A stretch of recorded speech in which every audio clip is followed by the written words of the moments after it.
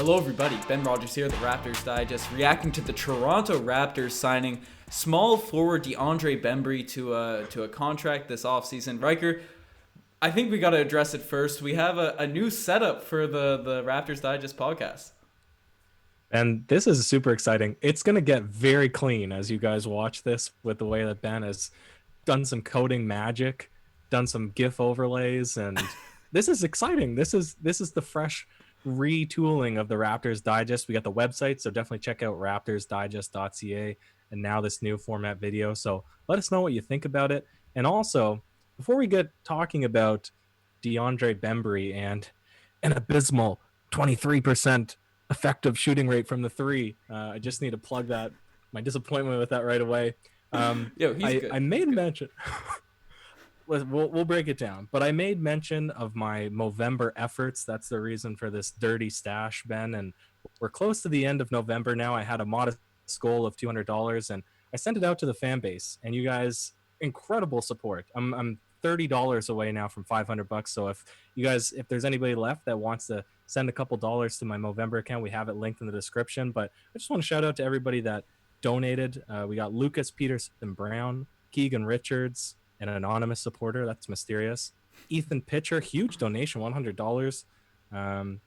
Nathaniel Johnson, Matthew Hickey, James Fralick, Roji Gangatharan. I definitely did not pronounce that right, so I apologize. And a couple more: Alex G, Meredith Kufor, Marcos Segovia, M. Coombs, and Samuel Hare. And I know Samuel Hare is an OG in our Instagram messages. So Ben, let's talk about DeAndre Bembry.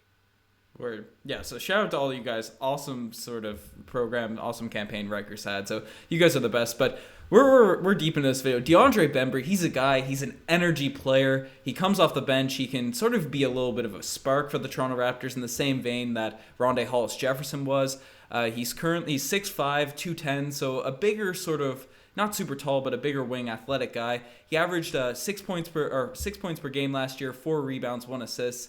And, you know, you brought it up, not the greatest of shooters over the course of his career. Shot about 23% from the three-point line this past season and 54% from the free throw line. So those are numbers that jump off the page. They're a bit, you know, off-putting when you look at a guy that's supposed to be your wing, supposed to be your shooting guard.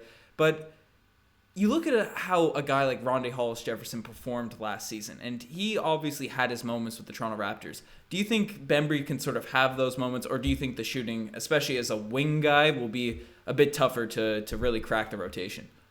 It'll be very difficult to get playing time if you don't have the ability to shoot the three, Ben. That's just a fact, and we know this because we talk about it all the time, and that's why we were so excited about bringing in Aaron Baines, about bringing back Fred VanVleet, re-signing Chris Boucher, and the promise that he might have in a breakout season is because all these guys have the ability to stretch the floor. And so my biggest issue with Bembry is not that he is a hustle guy.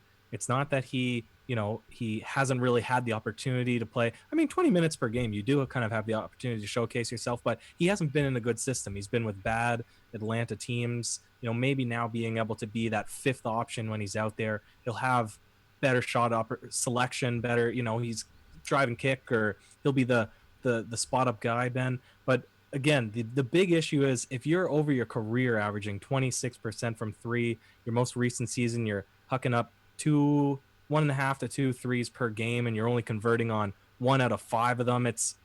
I don't know. I don't see this guy being a significant player for the Raptors with those kind of statistics, Ben.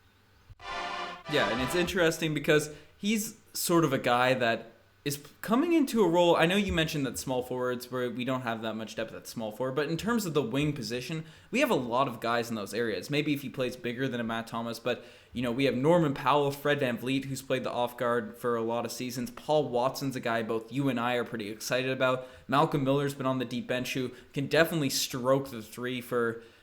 If he can do anything, he can really knock down those threes. So, you know, he's been talked about potentially making the rotation for a while. Patrick McCaw, you know, Nick Nurse loved adding him to the rotation last season. So, you know, and even Terrence Davis, we're not really sure what's going to happen with him going into this upcoming season. I'm sure we'll see at least the Raptors say something about that ongoing situation. But out of all those guys, and from what you've seen at highlights and stuff, Do you see the Toronto Raptors, any potential role, any potential scenario where he can sort of take an edge over any of those players?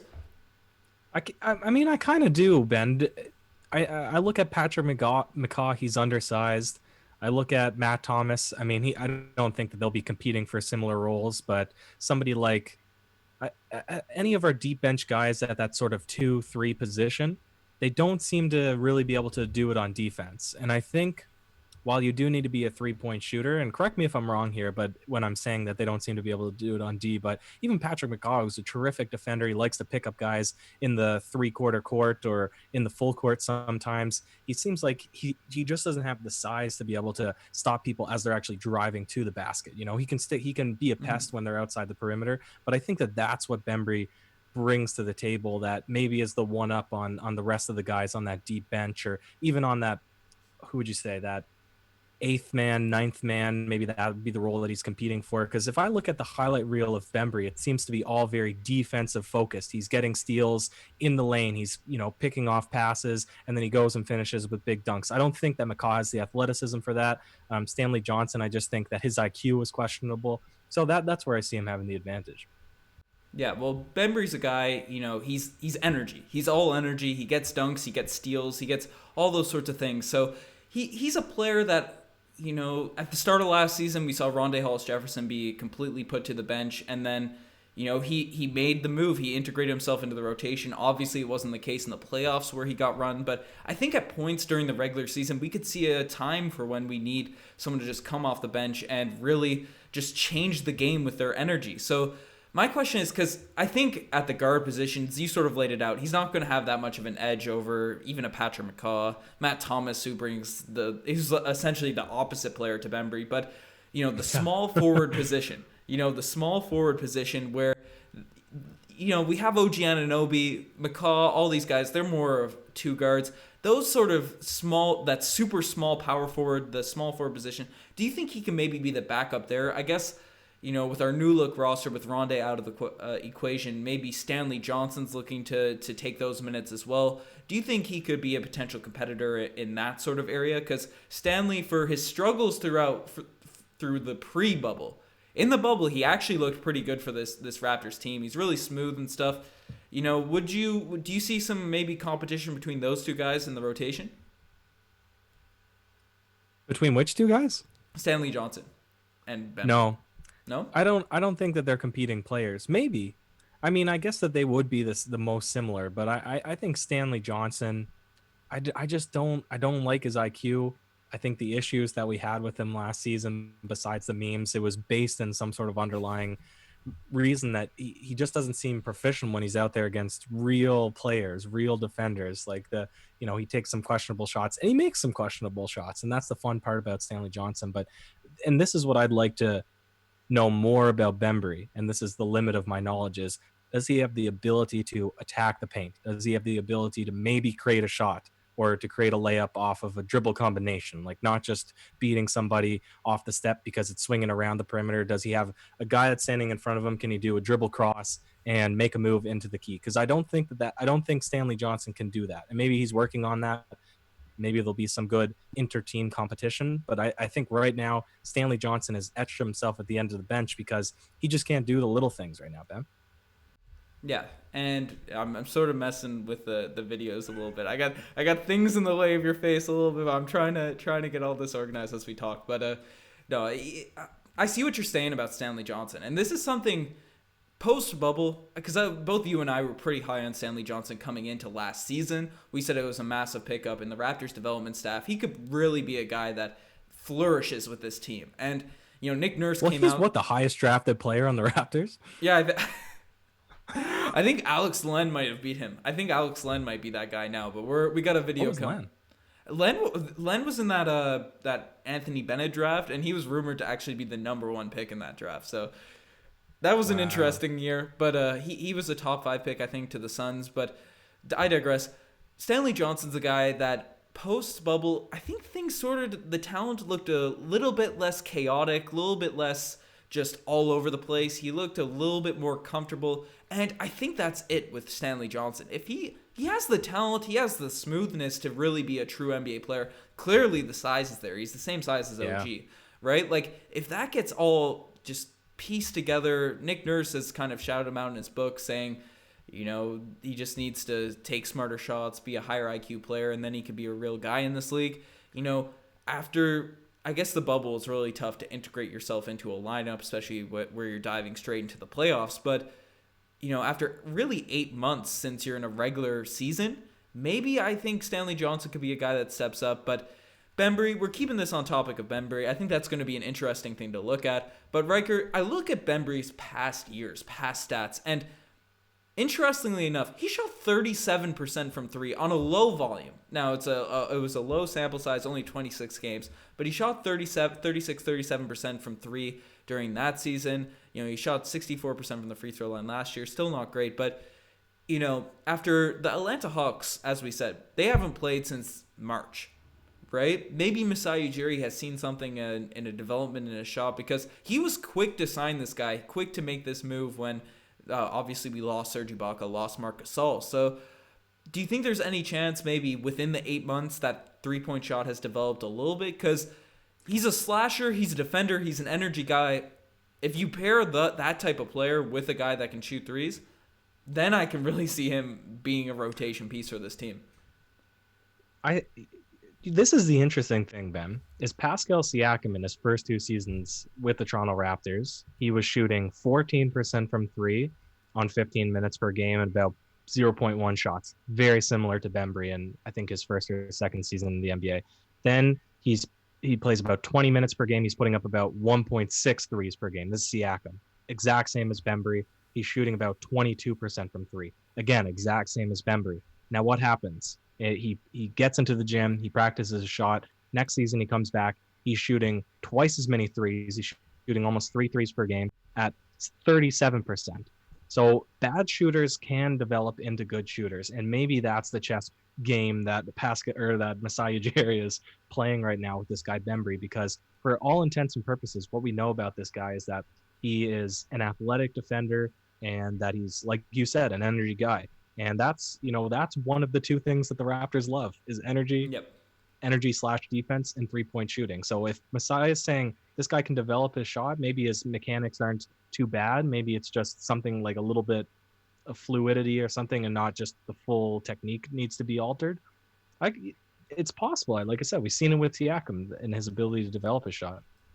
Yeah, no, it's definitely an interesting thing to look at, because, last season, it's kind of interesting because last season he was a guy that wasn't horrid from the 3-point line, 29% on about, what's that number? About 2 3-point attempts a game. So Rondé was a guy that you'd rarely ever see shoot the basketball. He was on the court, and it wasn't until it was garbage time or the very end of the season where we saw Rondé really even take those 3-point shots. This guy has taken them. He's not afraid to sort of let them fly. So that might be an indication that a 3-point shot is there somewhere, dug underneath, underneath the rubble. Maybe something could be dug out of it. But, we compared him to the rest of the guys on the roster and energy players. I think it is valuable to have a guy that switches your tone, switches your energy coming to the team. Like, you look back to that Dallas Mavericks game where we threw in Rondé to sort of run that full court press and just completely shake things up. I think this will be a valuable replacement to that. Maybe there is more potential for offensive ability there. I'm surprised we actually didn't sign back Rondé, because he's a bit bigger than this guy. So I don't know. What are your thoughts on that sort of Rondé comparison? Yeah, maybe. But the thing you have to remember too, and you could make a similar argument from Rondé, who came from the Brooklyn Nets, and the Brooklyn Nets weren't much of a team. Now, obviously, having Kyrie, having KD, that those years of turmoil might be behind them. But this DeAndre Bembry, he's coming from 4 years of Atlanta Hawks, and this is bad Atlanta Hawks. This is bottom of the East Atlanta Hawks. So you do need to give this guy relative benefit of the doubt that when you're coming off the bench, playing with one of probably the worst lineups in the entire league, do you really have the opportunity to showcase your talents? And now you put him on a championship caliber team with really fantastic combination of veterans that play in a system under one of the best coaches, and maybe the things that he's good at will flourish, and maybe he will develop his 3-point shot in the same way that I think we gave Rondé a chance and he was able to deliver things to the team. But ultimately, his shot's so broken, you're never going to be able to play him in the playoffs, right? And this is not me disparaging Rondé, because it's well documented how much I love Rondé Hollis Jefferson, how much I love his hustle, but ultimately, if you are never going to develop the three, that means you're always going to be unplayable. And come playoff time, you'll contribute to regular season wins, and maybe that's why they got rid of him, and maybe that's the promise of DeAndre Bembry, that he might be able to develop. Yeah, it's kind of crazy how even just in the past 5 years now, if you can't shoot the three, or you're not, I guess even Joel Embiid can shoot the three. I don't even know a player that's in a team's rotation that just really can't shoot. I guess Ben Simmons, but unless you're a baby LeBron without a jumper, you're really just. It's kind of crazy how the league changed. Steph Curry's out here, obviously Klay Thompson with that Achilles injury, but.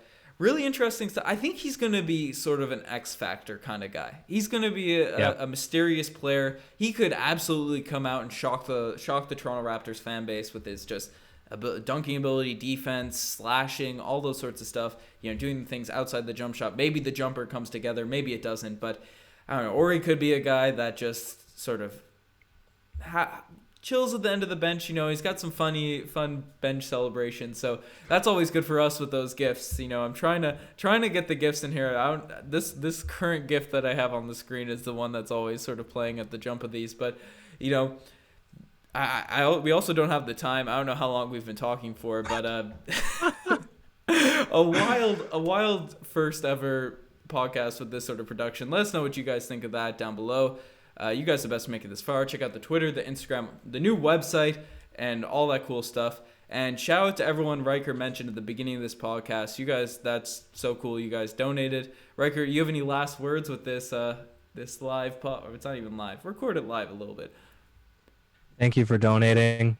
We're real close. Like I said, $30 more to get to that 500, and then I get to shave this bad boy, Bem. Cheers.